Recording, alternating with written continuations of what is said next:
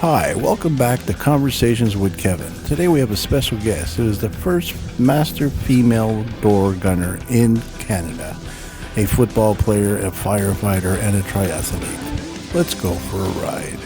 I'd like to introduce you to Bridget. Thank you for having me. Oh, it's more than a pleasure. So, Very how you excited. been? Been busy, yeah. Busy. Obviously, with all the things you just listed, but I couldn't keep up with one of them. well, that's what I like about it, though. It's like all the planning, the organization, like the discipline it requires. Yeah, That's cool. Yeah, gets me going. I enjoy it. Yeah. So we'll start with firefighting because I knew you first as a firefighter, Yeah. and you're wearing your firefighter T-shirt. Yeah. So and that makes it cool because it's a big part of who you are. Yeah. So how did you become, or how did you get the desire to be a firefighter? It was like one of those things since I was a kid. Like growing Really? up, growing up was just one of those things I really wanted to do. And then obviously kind of like September 11th happened. I remember watching that on TV with my family and kind of like seeing as everybody was running out, like they were like running towards the danger and everything. And I thought that was like really noble. Yeah. So I was like, man, like those people are putting aside all their concerns or whatever, and they're just going in there to try to help people. Running into a building that's been hit by a plane is pretty brave. It's like burning for like several floors. So Yeah. I thought that was really cool. I think that influenced a lot of young people your age because if I'm not, how old were you during 9/11? I would have been 8. Yeah. So yeah, that's an impressionable age. Yeah. So you saw something that impressed you at a young age that encouraged your future. That's pretty cool. Yeah. So when sad event. Well, it's a sad event, but it's cool that you got impressed enough to do something to be part of whatever might happen in the future. Let it not be something as drastic as that, but just the idea that you dedicated your life to risk yourself for other people's safety and health and life in general. You know, I mean, you're saving lives potentially. Every time you go out, you could be saving a life because you don't know what's going to happen. Obviously, you know. Definitely, and I think that's something like my parents kind of like grew me into when I was a kid. Like my dad was a doctor, my mom was a nurse, so they were always kind of like, you know, it's important to help other people and to give back and everything. So I kind of always grew up with like those values. So I thought firefighting was like the perfect job for that. And when did you decide to be like seriously say I'm doing this? Because I wanted to be an architect when I was a kid, and that never happened. Yeah. So how did you come to the point where you said to yourself, okay, I'm going to school and I'm going to work out and I'm going to do what I have to do to be a fire person? I guess like the passion just kind of never went away. Like whenever I'd see a fire truck, I was still like super excited. I'd like sit by the firehouse in Lachine because I grew up in Lachine, just waiting for them to go out for calls or whatever. And I was in university at Concordia and I was not liking it, but my parents wanted me to get a university degree, fair enough.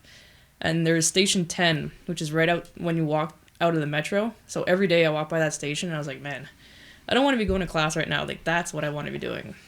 After my first year, I decided like, this is my life. Like I'm going to do what I want. So I applied to the firefighting school and like got accepted, worked hard because it's very competitive to get into the schools and then to get a full-time job. But yeah, so that would have been in 2016.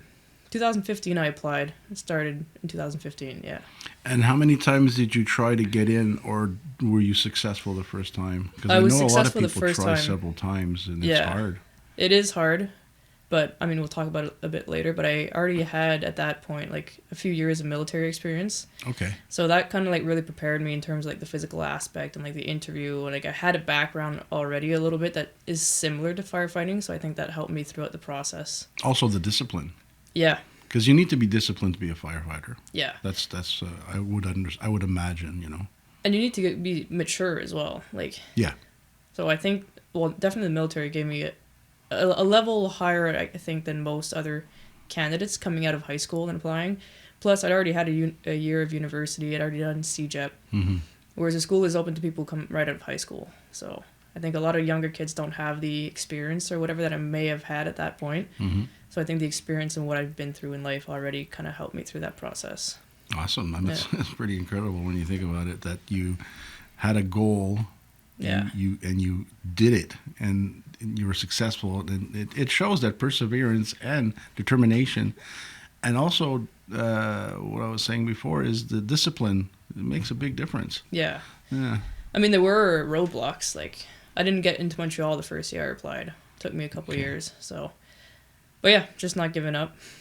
How did you get into Hudson? Was that your first effort? Yeah. So school is like 2 to 3 years. I'd already done CJEP, so I did my schooling in 2 years. Normally, it's a 3-year program for firefighting. Mm-hmm. And so I graduated that in 2017. And then I kind of sent out my CV to different places because I knew I probably wouldn't get to Montreal right away. And so I applied to Rigaud, I applied to Beauharnois, and they both said, well, they both never got back to me, and then Hudson got back to me. So that's how I ended up here. That's very cool. Happy that I didn't end up in Rigaud or Beauharnois, to be fair, but yeah. Were you planning on living in Hudson anyways, or is that why you're living in Hudson? No, I was living with my parents at that point. Okay. So I moved out here. So you were still in Lachine at the time? Yeah. So I was 26. That's a big difference from Lachine to Hudson. You know what? It's kind of similar though, because I grew up in like the suburban part, like the outer edge of Lachine, right before Dorval. Yeah. So it's very similar. And I knew Hudson because I used to be a lifeguard when I was a teen. So we'd come here for the swim meets. How come I'm not surprised you were a lifeguard? Well, great job though. As a teen, I definitely recommend that job. Yeah. But yeah, we'd come out here for like swim competitions and swim meets at the Hudson Yacht Club or the swimming pool here, and obviously St. the parties at the Chat. Oh yeah. Yeah, so that's all I knew about Hudson and Daou camping. It's through lifeguarding. But I was like, okay, like Hudson seems like a cool place, and yeah, I really love Hudson. Well, that's how we met, because we were neighbors. Yeah. You were neighbors with my other guest, which was Sammy who's also a firefighter, and who explained his journey. And it's similar, but very different. Yeah. I mean, his inspiration was different than yours, but, well, actually, he did mention 9/11 was a big inspiration as well. And I'm sure that's a lot of people your age that have that, as I said before. Yeah. What was your biggest challenge to be a firefighter? The biggest challenge is going to be the beep test. So it's like a cardio test. You know, you start at the line and then it beeps and you got to run to the other line and it beeps and it goes faster and faster and you got to do like 12 minutes of that. Oh, wow. So that was like that was my biggest hurdle. Like that's why I didn't get to Montreal the first time. I failed that test even though I'd gotten through the interviews and stuff. I had trouble my last year of school finishing that test too. I had to work really hard.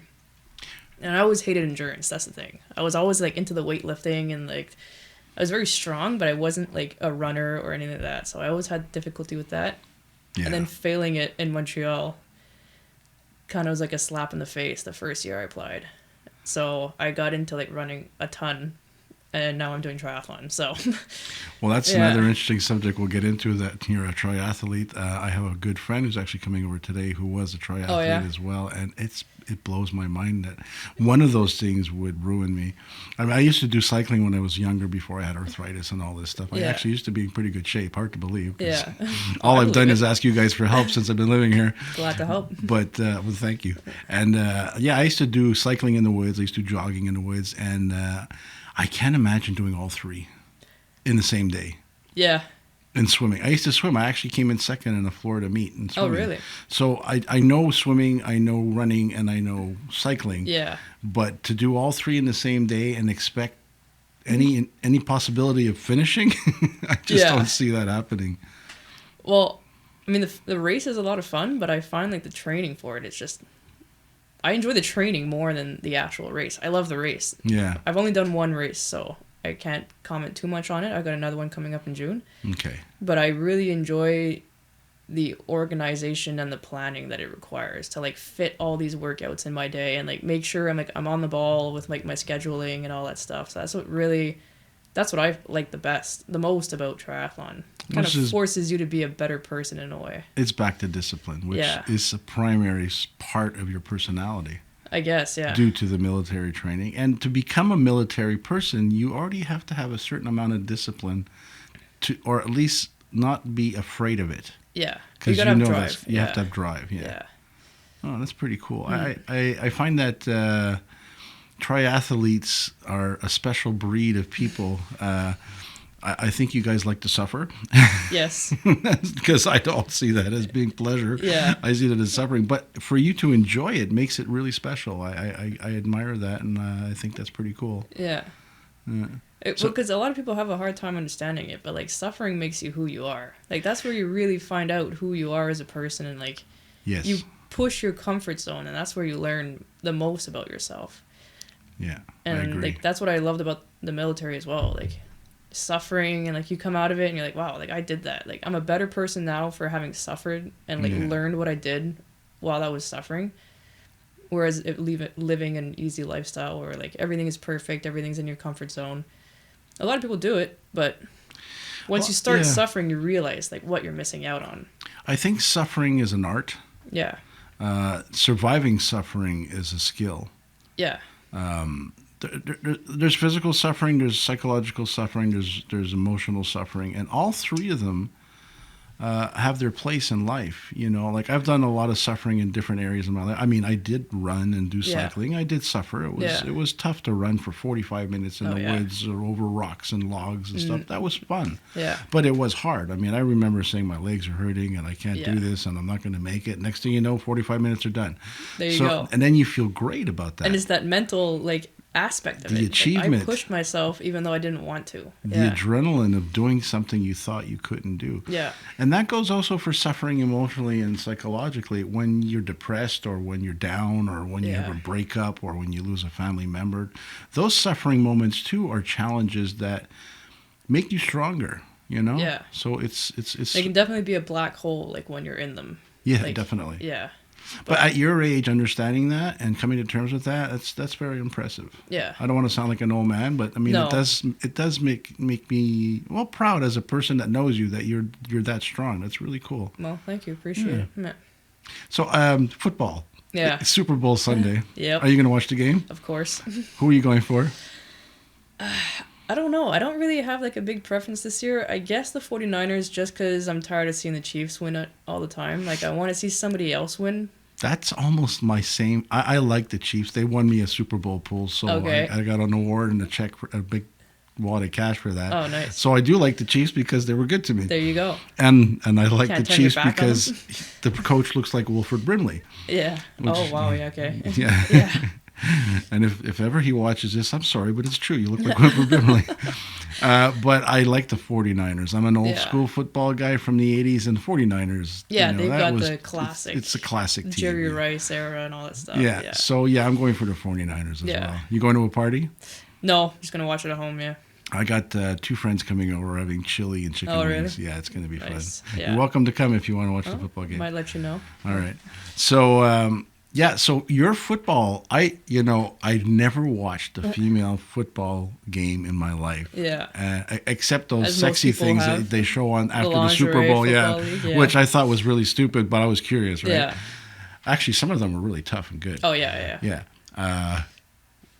What brought you into football? Like, football is a tough sport for a man as much as for a woman. There's no difference. You guys are hitting each other hard.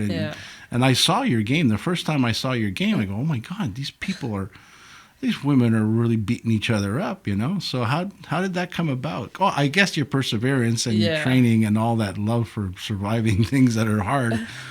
But what do you like about football?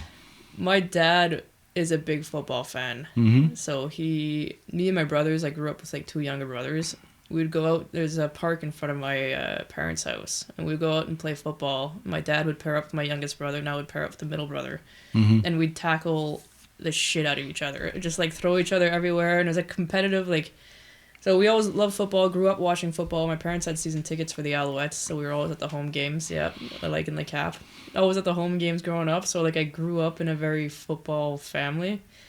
And they signed us up for football, I think when I was 10 or 11 for the LaSalle Warriors. Cool. Yeah. I don't know how my mom did it. My dad had a very busy schedule, obviously being a ER doctor. But my mom would do like 3 different fields in one day to pick one brother up, pick the other brother up, pick me up. And like, I think back at it now, like, man, huge sacrifice for my parents. And I got to give kudos to your parents. Hats off to them, because not only is it hard for a parent to watch a child get beaten up on the field, but they're medical people. They know what can happen. Yeah. More than average person. I'm sure they've seen the concussions come in and all that. I remember a girlfriend that I had, her daughter, I think she was 15 at the time. She played rugby the ambulance was always on the scene. Yeah. And usually somebody left in the ambulance. My mom used to joke she'd have the 911 dialed on her phone already, so all she had to do was the 1 and call. Just speed dial. Yeah. Hold number 1 long enough, it'll ring it. It's done. Yeah. So that's because letting your children do what they want to do, knowing that it might cause them harm or pain, is really hard for a parent. Like my daughter, ever since my daughter's born, I have a different attitude about life. Oh, for sure. Because letting her be, like, her moving out was a big deal, and saying she's going to be out in the world. It's like, what am I going to do? I'm not going to be there to protect her. Yeah. I'm not going to be there to hear her in the middle of the night saying I need help or something. You just hope that what you've taught her so far is good enough to let her go. Yeah. So football, to me, that's a no-brainer for worry. I mean, that's, every game must be like, I hope everything's okay, Yeah, but I think they've kind of gotten used to it with the lifestyle that I live.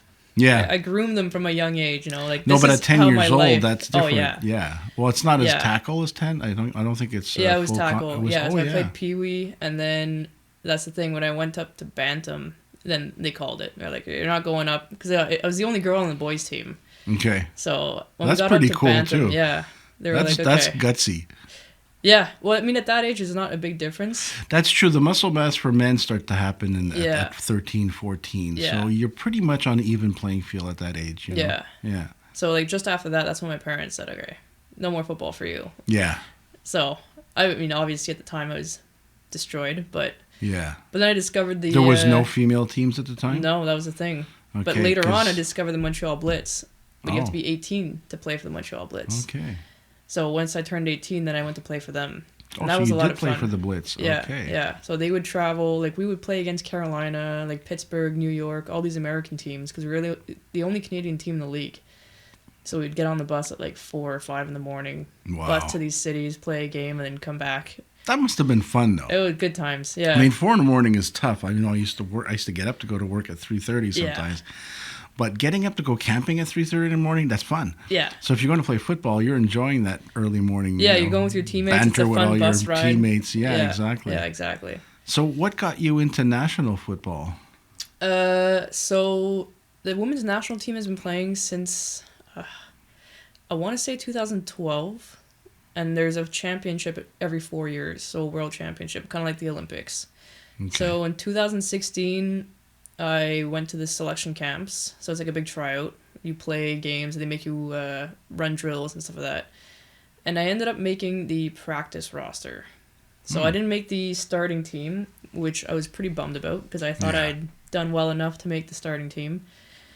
And I think like 3 weeks before the tournament started, it was in Vancouver, in Langley, British Columbia that year. Oh, cool. I think 3 weeks before they called me, I was in Africa. In Burkina Faso for like a school trip. We were doing humanitarian work, there. And they said like there's an extra spot on the active roster, like, do you want to go? Cool. Obviously, I was like, yes. So I went over there, ended up making the starting team, from the practice roster to the starting team in like the training camp. And then we won the silver medal. States won the gold, obviously, because they have way more teams than we do, and football is way more developed in the States. They got a bigger pool to pick in. Yeah. Yeah. But yeah, so that's kind of how I got into it. And then 2022 again, that was in Finland that year. So I went to Finland to play. Yeah. Wow. Yeah. Where were you when I watched? Finland. Yeah. That was the Finland game, yeah, eh? Yeah. That was a good game. Yeah. It's too bad. I mean, you guys played good though. You guys. It was a frustrating it was impressive. tournament. Yeah. But some of those girls, you including, just like full.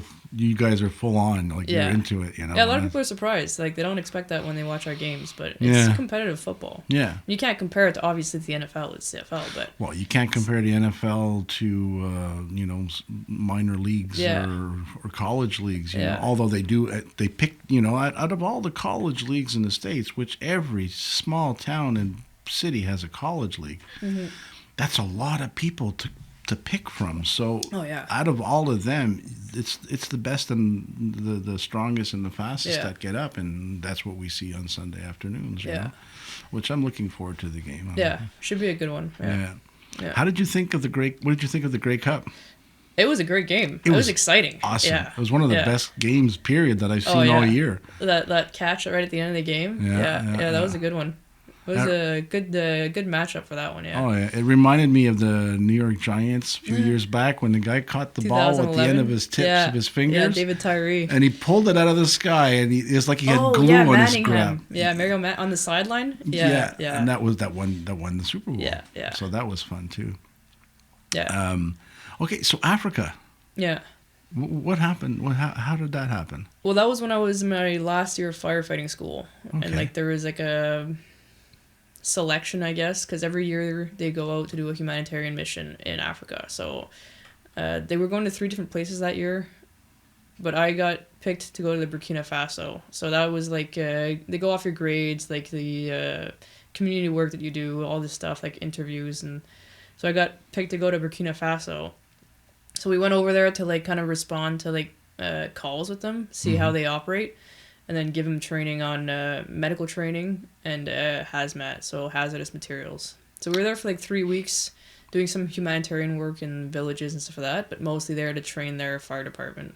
Wow, that's really cool. Yeah. And what's it like down there for the fire department compared to here? Because every country has their own little, quirks Definitely and differences. Makes you appreciate what we have here. So the equipment is better, the training's better. Yeah. What about the people? Are the they people just as nice. driven as you guys are? I think the thing with countries like that, or and it's not even just Africa. There's some countries in Europe and stuff like that too. Lifestyle is a lot more relaxed and laid back, and it's not the constant rush of what we have here. So for them, if you tell him to be here at 1, he might show up at 4, and there's no problem with that, and nobody cares. I don't know if it's more your generation, but I have a problem with that because when I grew up, you're 5 minutes early or you're late. Yeah. Well, I'm kind of like that too. If you're on time, you're already late. Yeah. But for them, time is... They don't care about time. Life is relaxed. Life is chill. I'll get there when I get there. Don't worry. Nobody worries about anything. So it's a different way of life, basically. And it's a lot harder over there, right? So they have 40 plus. So they can't be rushing around all day like we are. They take naps in the afternoon. Yeah. It's a very different lifestyle. Yeah. Temperature changes your attitude and your character. Oh, yeah. It really does. I mean, people like us in Canada, we're very versatile and very adaptive. Yeah. Where some people, when it's 10 degrees outside, they're crying. Oh, yeah. It's the end of the world. Yeah. So, and us, it's minus 15. It's I got to go to work and scrape my car anyway. So, well, I've been up north in Shisasabe. Yeah. And there was Inuits and Cree people there. Yeah. And it was minus 60. And we'd be in parkas, everything, every piece of skin covered. They're walking around in a hoodie and a baseball cap. It's minus 60, we're freezing, and they're walking around in hoodies and baseball caps. Well, that's like here in Quebec. You see a lot of guys wearing parka and shorts, Shorts. Yeah. Shorts is a big one, yeah. I would do it, but I'm embarrassed. But I would wear shorts. Do it, yeah. My legs don't get cold. Oh, really? Nah, my upper body is what I need to keep warm. Yeah. But you look at places like New York City, if there's a snowstorm, they're or even Toronto, they're shut down. Yeah. Whereas we're more used to it. I mean, they don't get the same snowstorms we do, so let's give them credit that they're not used to it. Yeah. But it makes us more resilient because we actually do deal with, well, not this year. We had barely any snow, but yeah, this year has been a weird year. Yeah, but in general, we get clobbered, and we get usually in January it's minus 15 for at least a week or 2 solid. Yeah. And then some, depending. Yeah. But well, you know what I realized not too long ago is snow plows and street clearing and all that snow operation stuff. That's a very Montreal thing. We are the city in the world that displaces the most amount of snow. Yeah. We don't get the most amount of snow, but we displace. Yeah. In other words, we don't just push it to the side. We take it, truck it off, and drop it off somewhere. Dropping it in a dump somewhere, yeah. Yeah. So, we are the... people who complain about the Montreal cleaning crews, they don't understand what the rest of the world deals with. Because I was snowbanks everywhere. Out west, they just leave it there. Yeah, or they push it to the side, and then you bury your car and they bury your front yard. Because that's the way it was when I was younger. A lot of people in my generation say, well, we had bigger snowbanks. Yeah, because they didn't snow blow it out. Yeah. They pushed it to the side, and they snowblowed it onto your lawn. Yeah. So I remember that the snowblower would pass, and they would make huge mountains on our lawn, and we would make forts inside of that. Oh yeah, nice. Now they don't do that. So everybody says, "Oh, it doesn't snow as much." Well, it's just the snow's not there. It's not being accumulated like it used to. You know, I'm not saying we don't have less snow some winters than others. I remember in the '80s it was raining on Christmas. Yeah. And I remember in the '70s we had 4-foot, 5-foot snowbanks. Yeah. But those snowbanks were a lot of it, not just the snow accumulation, but the snowblower blowing it onto our lawns. Yeah. You know, so Canada has a lot of diverse weather areas, and I think cold does give people character. Yes. Yeah. Yeah, it kind of makes you like, again, well, you're kind of a result of the elements and the environment that you grow up in or live in. So definitely. Yeah. Yeah. Are you still going to play football next year? So we're kind of like in a rebuild period right now. The Montreal Blitzes. Mm-hmm. We kind of got kicked out of the American League. So, okay, what'd you guys do? Well, like they were just kind of tired of losing players at the border for like criminal records and stuff. Oh, so okay. Unfortunately, like we don't want to go to Canada anymore. So if you want to play in our league, you got to come play in the States. Oh, and that's which obviously we're not going to be making money off ticket sales anymore because nobody's going to come down to the States to watch our games, and you can't make money off like food and sales and all that stuff. So that kind of ended it. So football is very big out west in Western Canada, like Saskatoon, Regina, all these like Alberta, all these places have like a well set league, and like a lot of the Team Canada players, they're all from Quebec or like Saskatchewan, Alberta. A few from Manitoba, but like out west, football is big. Oh yeah. So obviously, again, Canada being so big, it's not feasible for us to go play out west our games all the time. Mm-hmm. So we're trying to build a league here in Quebec, and it's slowly picking up, but it's just not super competitive right now as it used to be. So for me, like I want to encourage them and everything, but like with all that's going on in my life, I don't really want to go there if it's not competitive. Oh, are you busy or something? Well, you got stuff to do? A little bit, yeah. I don't know. I'm just looking at the list of things here that you do, and it's making me dizzy. Yeah, if I could probably squeeze a few seconds and make like an hour in a day, but that's really stringing it out there. Wow. But I definitely would like to try for Team Canada again. We'll see. I think this training camp is like this year, so we'll see. I do miss playing football. Yeah. Yeah. But I haven't really been into it for the last couple of years, so it's hard to like just jump back into it and get back to a level where you were. But yeah, we'll see. It's definitely I do want to do it. Yeah. No, I watched you play and your team and both teams, and it was a good game. I mean, it really was. I enjoyed the whole game. Yeah. It was really cool. They were good games. Frustrating for us, but yeah. It is what it is. That's sports. You're a big music fan. Yeah. I used to hear you when you cleaned the apartment. You'd listen to Metallica. Yeah. Yeah. And what kind of music do you listen to now? What's new on your playlist? You know what? I've gotten a lot more into country. Oh no, you just lost me on that. I know. I knew I would. I always kind of like did not like it and didn't want to get into it, but like recently I've kind of been getting more into it. Mm-hmm. But no offense to country lovers, but yeah. I used to be like you. I used to be like, country. Country and opera, I have a hard time with. Yeah, I wouldn't say I'm up to the opera point. Maybe one day we'll have this conversation. My father used to be an opera fan, and he actually sang opera. He sang Ave Maria at my first communion in the church without a mic, and it blew the place apart. It was crazy. That's amazing. Yeah, but Mario Lanza is probably the only opera singer I know about and have memories listening to because my father listened to it all the time. But country and opera are not my favorite things. So aside from, what kind of country are you into? Like, what kind of, who's the artists? I'm kind of like just getting into it. So like the big names right now, Chris Stapleton, Warren Zevers, all that stuff. But no, other than that, I like everything. Yeah. I mean, Rush obviously is my favorite band. Oh, it's your favorite band? Oh, yeah. Okay. I had like, I think when I was like 2017, like I was like obsessed with Rush. Like that was my life. I had all the posters in my room, all the albums. I have all the albums. Like huge Rush fan. Yeah. Cool. You have the vinyls? No. You have the CDs, okay. CDs, yeah. Yeah. Well, when I hear album, I think vinyl right Yeah, away. Vinyl, yeah. That would be cool, but no, I just have the CDs.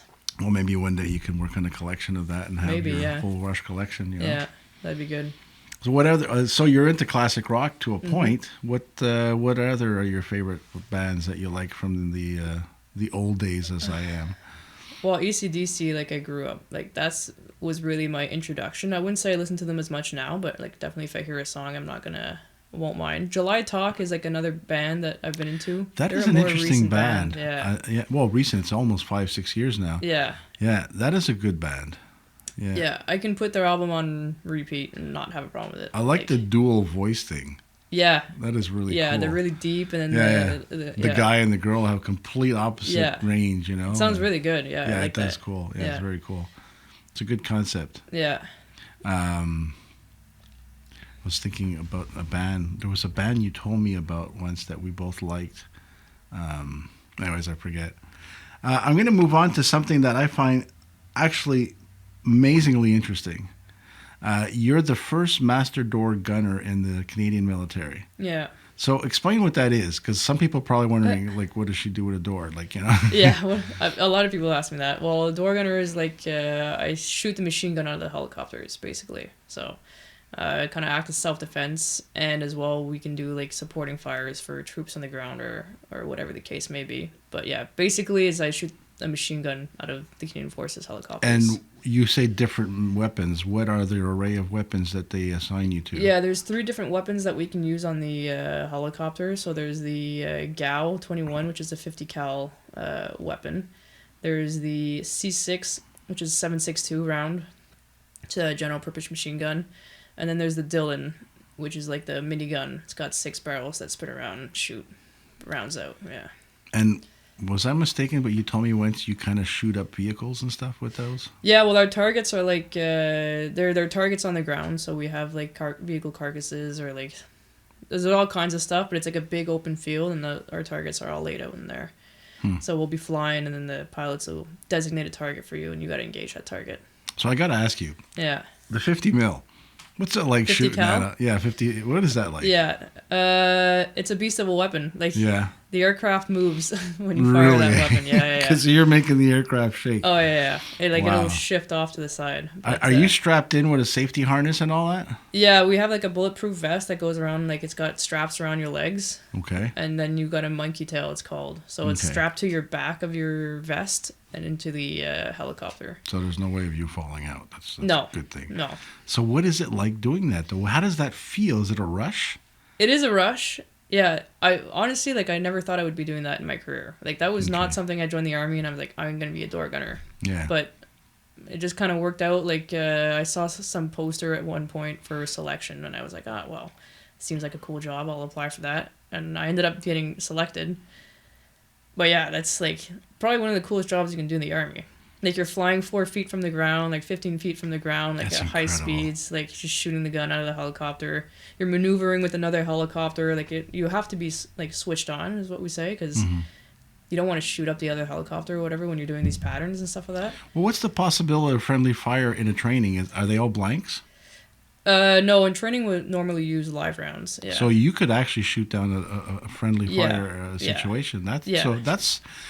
You're got to be on your top game. This is not like, we're just having fun. This is you got to be like in combat position, ready, like mental state. Well, anytime you're handling a weapon, it's like, yes, you can enjoy it, but there's a huge safety. And we're all trained like since day one when you join the military. Whenever you're handling a weapon, it's like, this is serious. Like, you could do a lot of damage with these weapons. Yeah. So, like, weapon safety is always huge, especially in the Air Force. Yeah. Well, it's a bit like aviation. I come from aviation, and when you work in an aircraft manufacturer, safety is number one. Like, you make a mistake, that plane could crash. So I understand the safety protocol. I'm not comparing it because I'm not, Well, it is very comparable. It is comparable in the sense that if you make a mistake on an aircraft, you could cause 50, 60 lives, depending on how big the aircraft is. Yeah. Like, coming from an Army background, like, safety was always big. But when I joined the Air Force and I saw the whole, like, aviation aspect to it. So I didn't know much about aviation because it's obviously not what I grew up in. But now, like, I fly in helicopters and stuff, so I kind of had to learn. And that was, like, a huge learning curve. Like, the Air Force is, like, way different than the Army. But, yeah, all these, like, checks and these maintenance and all these, like, the rules in the aviation are so strict. And they have to be because anything goes wrong with these aircraft, like, people can get killed. But it's something that really opened my eyes. Like, I didn't realize aviation was so, like, by the book and, like, so many rules. And My friend that was here this morning, actually I did a podcast this morning with a friend from where I used to work. Yeah. He's still working there. He do engine runs. And basically you're escorting a plane out onto the tarmac and you're powering up the engines, and there's a list of things you have to do in order. Yeah. Even if it's mundane or redundant. Yeah. If you don't do it in order, they scrap it and they start from the top again. Yeah. So safety in aviation is and if anybody's worried about flying, I mean, if things happen, it's because it's really a fluke of nature. Yeah. Because these things Very are double, rare. triple. Yeah. I mean, redundancy is everywhere. Yeah. Everything becomes muscle memory. Yeah. Like the checklist, like you're saying on start, it's all like you go through the checklist, but like the pilots know it. Like they've been doing it by the book so many years, it's muscle memory, and they still go through like, okay, 1, 2. They still look at their paper and they still check it off. I mean, that's how important it is. It's like, oh yeah, I know, I did switch that switch. No. I want to see the switch, and I want to see it checked off the list. You know? Yeah. Like even certain switches, like before they activate them or they flip them or whatever, they need confirmation from the other pilot or the flight engineer, like this is the right switch, and like confirm before they can activate it or whatever. So my friend was mentioning that. He goes, when you're doing a test on an aircraft in the cockpit, you don't reach out until you see the button. Yeah. You have to be on the button and looking at it, and then you flip it. Yeah. There's no like, I think it's right here. You know, you just shut down an engine, you know? Yeah, like, or turned it on by accident, and the guy's working on it or something. Like, there's so many different possibilities, you know, flaps. Oh, yeah. And we had a guy who almost lost his arm because the flap was activated by mistake. Really? Yeah. Because we have this system at work where you have to put locks on the switches. Okay, yeah. So that switch can't activate that flap while somebody's working on it. Yeah. Somebody forgot. And that's all it takes. Yeah. You know? Yeah. Yeah, accidents happen so quick. Yeah, so that's why a lot of people don't realize safety. I mean, where I work now, I work at a pool store, and it's completely the opposite. Oh, yeah. Yeah. And I mentioned stuff like, well, that shouldn't be on the floor there, and that shouldn't be. Goes, what are you talking about? Yeah, if you can't see it, you're stupid. Yeah. You know, it's like, but I come from a background of aviation where everything is completely scrutinized. Like super stringent, yeah. And even though I was in inventory, I mean, even inspecting parts upon receiving, I mean, we weren't inspectors, but we were pre-inspectors. We were there to make sure the inspector got the right thing to inspect, you know, and not even waste his time, you know? Yeah. Yeah. Back to the Gatling gun. It's a Gatling gun, it's called, right? Yeah, it's called a Dillon, yeah. Dillon? Yeah. What's the most fun you've had in any weapon you've shot? In any weapon, like... Anything. What's the most exciting thing you've done weapon-wise? Yeah. Well, I'd say it's not even on the helicopter. Okay. It's the Carl Gustav, which is an 84 millimeter rocket. Oh my God. Yeah. Yeah, that's a lot of fun. Is that on wheels and? No, you put it on your shoulder. Oh, it's a carry. It has no like recoil. It's a recoilless rifle, they call it. How do they do that? Yeah. Well, all the force of this round when you fire it is all sucked inwards. Wow. So like when you fire it, like you feel like your hair like go, and like whatever you're wearing just like gets sucked into you because the force is all, and you need to be 2 people when you're firing it. So one person firing it, the other person holding them. And if you're anywhere 60 meters behind this thing, like you're gonna get fried. Your hairdo has been redone. Yeah, like you're not surviving that. 60 meters. Yeah. 60 meters and you're fried. Yeah, and even us, we can't have anything back there. Because if we fire it, that's just bouncing off whatever is back there and coming right back at us. Yeah. And what's it like doing that? Like, what's the rush? It's an adrenaline rush, for sure. It's the biggest one you've got. Yeah, I'd say that weapon is like probably the 50 cal is amazing too. It's a lot of fun, but it's for different. But the Carl Gustav, just for the feeling when you pull that trigger, I'd say is the best. The 25 millimeter Bushmaster on the armored fighting vehicles we have as well. Those are fun. They're powerful guns. Okay. So, but for the feeling that you get when you pull the trigger, I'd say the Carl Gustav. And what's the distance on the Gustav? So like dismounted troops, like probably 400 meters. Then like a moving target, like 300, 400 meters. You could hit dismounted troops up to like 1,000 meters. Wow. Yeah, but that's up to 1,000 meters. They're not protected. They're out in the open. They could get hit with a frag of the round. But mostly like anywhere between 300 to 500 meters for like an armored fighting vehicle. Because they're vehicle weapons. You know. Okay. They're not meant to fire them at people really. They're for like bunkers or vehicles or stuff like that. You ever shoot anti-tank weapons? Well, that Carl Gustav Internet. Technically, that could take down a tank? Yeah. Wow. At what distance would it do that? Because it must be weaker as it further it goes, or does it really have the same impact at any distance?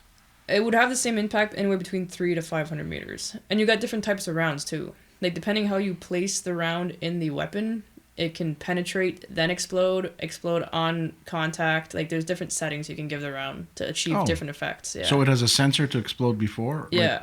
So it can hit as soon as it touches, or it can pierce through the armor and then blow up inside. Like a bunker buster is what we would call it. Geez. Yeah. So it'll go through the wall. You don't want to be the one inside that thing. No, your brain is going to be scrambled. Yeah. Well, that brings me to a question.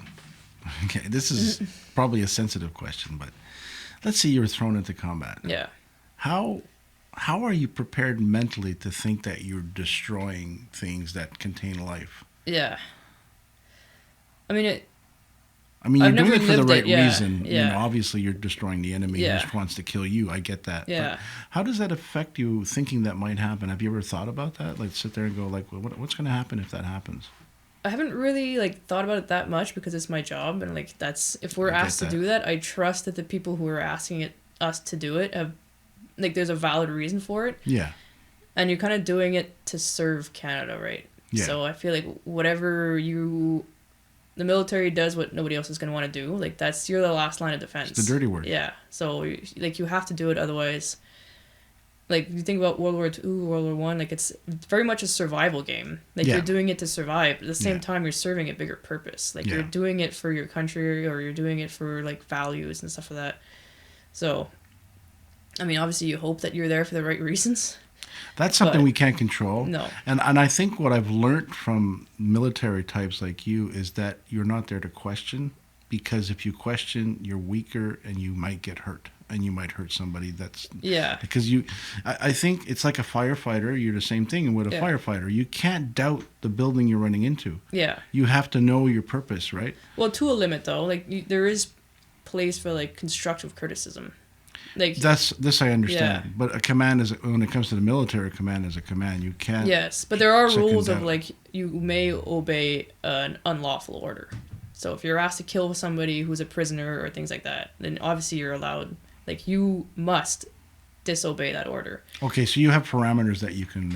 There are rules in place of if you're asked to do something that's completely illegal or but not by the Geneva Convention or not you have to disobey that order. Okay. It's called not obeying it's an unlawful order is what it's called. Order. Yeah. That's interesting. Yeah. That's interesting because there's a lot of situations that could bring you to that. Yeah. Because the situations you might be thrown in are complex. Yes. Yeah. They're complex and they're they change, they morph. Yeah. Based on what's happening in general, right? So. Yeah. Yeah. I didn't mean to put you in an uncomfortable position. Oh, no I find that very interesting because me personally, I couldn't do it.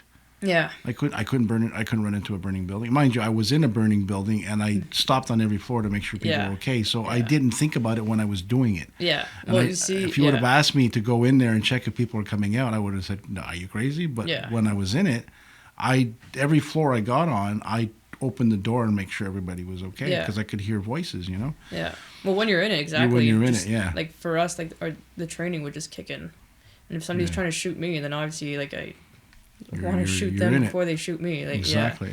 Yeah. So nature, the internal instinct of survival and protection. Yeah. You have both of those. Yeah. Which is honorable. Yeah. And I want to just say thank you for everything you do. Well. Firefighting. And military and football because that's really cool. Well, thanks for the support, but they're just things that honestly, those three things are passions of mine. But don't belittle the importance of what you do. One thing I learned too late in life is to value, to understand your value and come to terms with it. Yeah. So if you are important, respect that. Come to terms with it that yes, what you do is important and you're doing something that is above and beyond the call of duty. Yeah. Therefore, treat yourself that way. It doesn't mean to be arrogant and pompous. It just means to be aware of how important what you represent. And that makes what you represent more honorable. Yeah. That's a fair, Because what you do is amazing. Yeah. On every level, run into a burning building and you run into a firefight. I mean, and you're doing it for other people. You're not doing it for yourself. Yeah. So that is important. So you should be proud of that. Well, thank you. I'm very proud that I know you. I'm proud I know Sammy and Adam. You guys do stuff that really blows my mind, you know? Well, yeah. I think we all have it in us to want to help other people and contribute to making the world a better place, in a sense. We all have our way of doing it. Yeah, exactly. Yeah. Because we all help. I mean, I believe in helping people all the time. Yeah. And I believe in being kind and being polite and making people feel good about themselves. Yeah. That's part of it, but it's not the same as what you do. No. You know, but I mean, it's part of being a human being. You know, that's what we do, right? I feel like we've lost a lot of that in society these days. I think so. Yeah. I went to Costco the other day, and I lost faith in humanity. Oh, yeah. Costco would be a place to lose faith in humanity. I think when you walk through the door, there's a signal, a radio wave, a wave of some energy that turns nice people into idiots. Yeah. And it didn't work on me because I was still nice, but people were cutting me off, looking at me crazy. Not even smiling and saying hi when you pass by. I'm like that. I'll say hi to people. Yeah. I smile at people. I think people think you're strange when you do that nowadays. Yeah, it's not very common. Or like people are worried that you're gonna get in conversation with them, and they don't have time for a conversation, and they don't want to talk to like strangers. That time. That's an interesting subject because people treat time in the wrong way, in the opposite way, because the time you spend conversing and like this is why I'm doing this podcast, and that's why I called it Conversations with Kevin, because conversations is spending time with people. Like now we're spending time, we're talking, and we're learning about each other. I think that's valuable. Yeah. It's more valuable than that 5 seconds you could have smiled and said hi to somebody at Costco. Yeah. You know? And I think, well, with phones and the internet and social media and everything, like people are losing that. Like everybody's just on their phone, like sucked into this other world instead of like living the present moment. We have the tools to reach out and comfort more people ever. Yeah. And all we do is criticize what they think and say. Yeah. Yeah, it's crazy. Like people just use I look at comments stuff on sometimes on social media, and I'm like, why? That's never something you would say in real life to a person like face to face. No, exactly. Like, why would you put that on the internet or like think that that's okay to like write something like that? I always think to myself, would you say that to somebody in the schoolyard when you were 17? Yeah. No, like, you'd get beaten up. Yeah. Probably by him and 3 of his friends, or her and 3 of her friends, or all together at the same time. Yeah. Well, that's the thing with social media and stuff. There's no consequences. You can write what you want, say what you want. Yeah. Nobody's going to come after you or like... It's often very cowardly. Yeah. Yeah. You got they call them keyboard warriors. Keyboard warriors, yeah. Well, speaking of social media and all that, what do you do when you're not doing all those other things? What relaxes you? I like reading. Reading is good? Yeah, reading books. What kind of subjects do you like to read? I like a lot of self-help books, but right now I'm reading Chris Hadfield's book. Oh, yeah. So he's written 2 like novels. Really? So I'd read his biography, which I had really enjoyed. And so he wrote 2 novels, so I'm reading the first one right now. So that's been a lot interesting. I haven't read fiction in like a while. So to get back into like a story kind of novel, it's been good. But a lot of self-help books. I like motivational books. When I was your age, I read a lot of self-help books. Yeah. It's sort of a natural phase you would go through as we get older, you know. Did you read any of Neil Peart's books? I did, yeah. I read Ghostwriter, Yeah, I heard that was really good. It was good, yeah. I stopped reading when my eyesight went down. It just makes me tired to read, and I'm too lazy to wear glasses. Audiobooks. A lot of people go into audiobooks these days. I used to listen to audiobooks. I don't seem to be able to sit down and take my time to do stuff like that because I always want to be doing something else. Yeah, fair enough. I do a lot of music. I'm doing this now, and it takes up most of my time when I'm not working, you know. And then I watch football and have friends over and stuff like that. So I guess for me, it's like when I'm driving. Like they're handy. I do a lot of driving, so I just pop an audiobook in there. That's when I used to listen to audiobooks, is when I used to drive long distance. Now when I drive, I don't even play music anymore. Oh, really?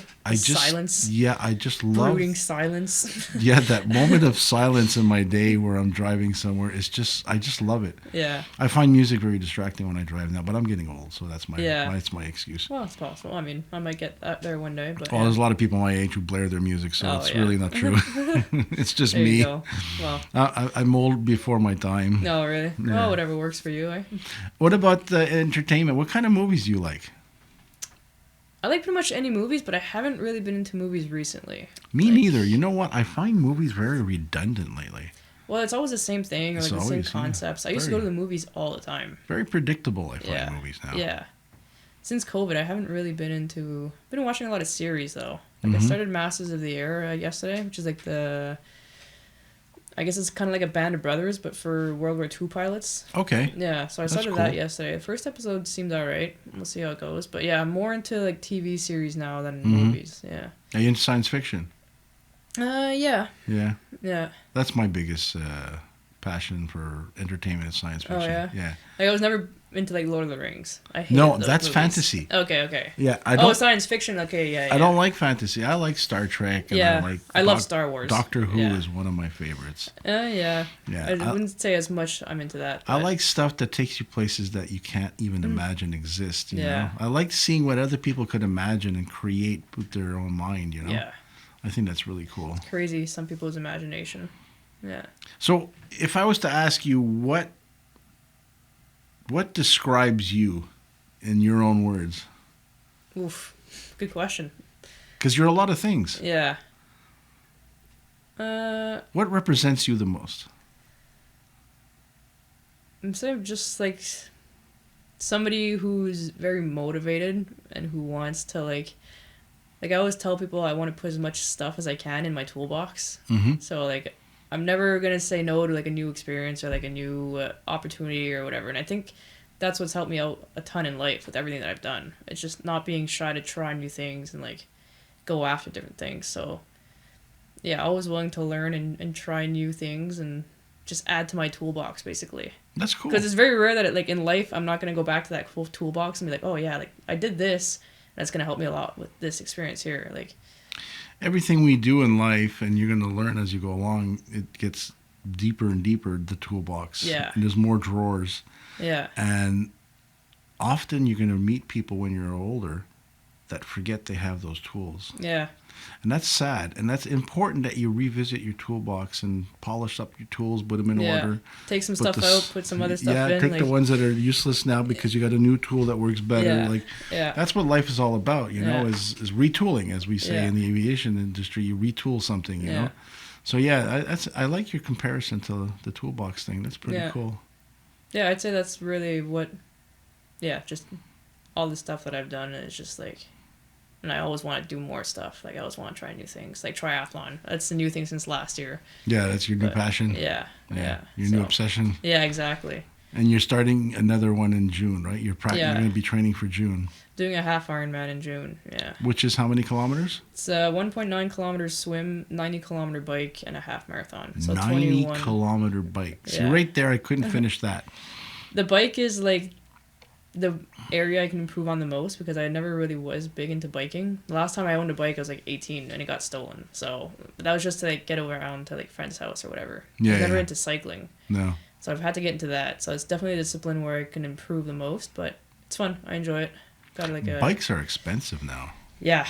I got really lucky. Like I shopped like a few months on Facebook Marketplace. And I found a triathlon bike for like $1,500 off a guy who'd inherited it from somebody. He didn't know anything about it. He just wanted to get rid of it. Okay. So I jumped on that. Yeah. You're lucky because I where I work, the brother of my boss owns a bike shop. Okay. You know the bike shop down there. Yeah. And some people pay $500 to $1,000 just for a wheel. Oh yeah. Oh. And cycling more. has been like the most expensive thing. Like, just like a tire. Or like people spend like $17,000 on a triathlon bike. Yeah. And then you got to buy the wheels. You got to buy the pedals. Like nothing comes with it, and all this equipment is like super crazy. Yeah, cycling can be a very expensive hobby. It blows my mind that he tells me the prices. He goes, "Oh, I just sold a $3,000 bike." Yeah.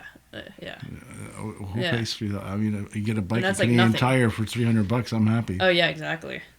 You can get like, exactly. Well, some people are into like, they want the top end stuff and all the fast speed, and like they're gonna put thousands of dollars on the stuff when you can get something pretty good. Like my bike's 2012, 1,500. Works fine. Does what it has to do.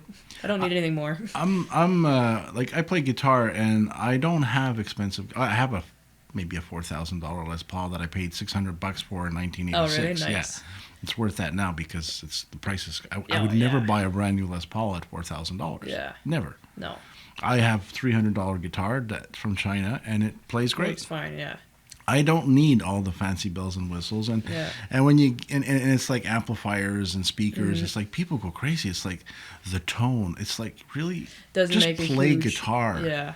You know, Jimi Hendrix didn't worry about his tone. Yeah. People liked his tone and they want his tone, but he never worried about his tone. Yeah. He just plugged it in and played. And he goes, "How loud can it go? Oh, a little more treble. This That's one goes to 11. Yeah. Monty Python. Not Monty. Yeah, Spinal Tap. Yeah. It's funny you mentioned that because the first podcast I did with my friend James, who was here this morning, he brought a gong. Okay. And we ended it with him hitting the gong. Nice.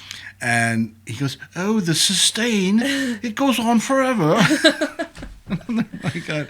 Now hearing it from you, being a different generation, is cool. I mean, I think that's a transcending generation. Is it? Yeah. Yeah. I used to call myself in the chat room 12. Oh, and really? Nobody understood why. Because I was one above 11, right? Yeah. Because of the sustain, the amplifier. So that was funny. That's good. Is there anything you want to conclude with? Anything that you want to tell us about yourself or about anything that you think should be, No. heard? I mean, thanks for having me on. Well, that was great. Yeah, I enjoyed it. It flew by. But yeah, it did. I mean, I had no moment of pause. Yeah. You are a very interesting young woman. Well, so are and you. I'm proud to be your friend. Well, I'm not a young woman. But no, but you're an interesting person. Yeah. I was just being sarcastic. That's my dry British humor. But no, I'm proud to have you as a friend, as well as Sammy and Adam. You guys all make me feel like there's hope, that there's people doing good things out there. Yeah. And especially the fact that you're a gunner. I think that's the coolest thing. And I think a lot of young women should take a lot of example from if any young women are listening, they should take example that you can do anything. Oh, yeah. You could blow up Jeeps if you want, and tanks. I mean, it's doable. I mean, I've had a lot of people in my life telling me, like, no, you can't do that, you can't do this, or you can't do that. Like, just don't listen to them. No. Go after it, have fun. Yeah. If it doesn't work out, at least you learn something from it. Like, yeah, it doesn't work out for men, too. It doesn't work out for a lot of people. Exactly. People have to keep doing what they want to do until they get it. And if they can't do it, and it's not in the cards, do something else. Yeah. Because that's the whole thing today. People say you can do anything. No, you can't. No. I'm 6'2", 300 pounds. I will never be a jockey on a horse. Yeah, fair enough. Okay, no matter how much I want to do it. Yeah. And I'll never be an astronaut or a tennis player. Yeah. No matter how much I work out, I'll never be a tennis player. Yeah. But you can be what you can be the best you can. Yeah. That's important. And if something doesn't work out, then you gain some experience and some knowledge from that. And you just, for me, when things didn't work out, it just opened other doors, opened other opportunities. So. And if a door doesn't open, the window's open too. There you go. Yeah. You can jump out the window if you have to, but there's a way out. Exactly. There's always a way, and there's always a way in somewhere else. Yeah. Yeah. Just got to work hard for it. I really appreciate this time. Thank you for sparing your time today. And you're a busy person, so I appreciate that very much. Yeah, it's a good time. And we're going to say good night, goodbye, good morning, wherever you're listening to this, because I have no idea. And be nice to somebody, because it's worth it, and it makes people happy. It's good to make somebody happy or smile once a day at least. So see you next time, and take care.